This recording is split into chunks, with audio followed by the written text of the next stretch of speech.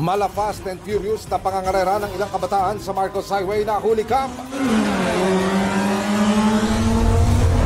Dalawang hacker na itinuturong nasa likod ng pangahak sa website ng Armed Forces of the Philippines noong 2019. Nasa kote ng NBI. Bagong mas agresibong pangaharas ng China sa ayungin nitong Lunes. May naunang pagtataboy ang China sa Philippine Navy na nabidyohan noon mismong araw ng kasarinlan.